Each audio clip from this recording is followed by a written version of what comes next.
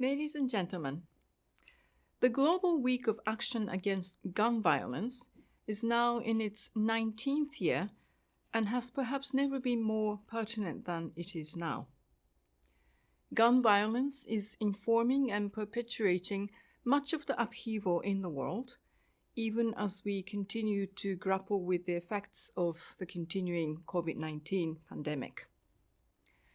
The war in Ukraine is the latest example of how guns, along with heavy weapons, take human lives. But we must not forget that the social and economic impacts of gun violence in other conflicts and settings around the world are continuing, even if they are not front-page news. The harshest impact of gun violence is always felt by vulnerable groups and in developing countries, particularly those experiencing or emerging from armed conflict or facing pervasive criminal violence. This has not changed. If things have gotten worse, then the question for us all is, how do we make it better?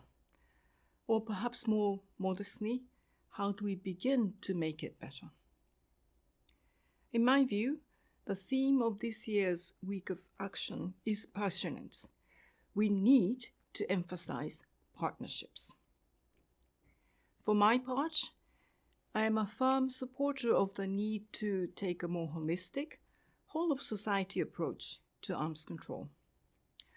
I believe that reducing gun violence requires bottom-up as well as top-down approaches to support both community capacities as well as the effectiveness and resilience of the state. We should bear in mind that it is at the local level where gun violence is experienced directly and where pressure for response is greatest. Accordingly, this is where some of the most active and promising initiatives and partnerships have been developed. Municipal and local governments, for instance, have played a critical role by creating an enabling environment and directing resources to maintain their success.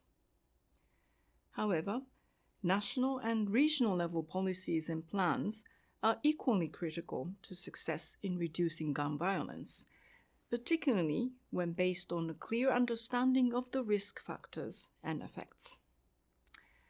A holistic action agenda can and should be generated at the national level by bringing together a variety of stakeholders around a common vision of the context-specific dimensions of gun violence. And for our part, we in the Office for Disarmament Affairs are attempting to work by our own advice. In partnership with the United Nations Development Programme, we have established a Saving Lives Entity, or Salient, a trust facility that allocates grants to catalyze a more comprehensive approach to small arms and armed violence reduction in priority countries, in particular through supporting national initiatives to operationalize and mainstream small arms control in development efforts and policies. We have also sought to capture norms around small arms control through modules that provide common guidance for our partners across the whole UN system. The Modular Small Arms Control Implementation Compendium, or MOSAIC. Indeed, ownership of the modules lies with the Coordinating Action on Small Arms, or CASA, which serves as the UN system-wide partnership mechanism on small arms. A partnership-based approach to tackling the challenge of gun violence is not easy. We often find ourselves working in silos for that very reason. But the problem of gun violence is complicated and multidimensional.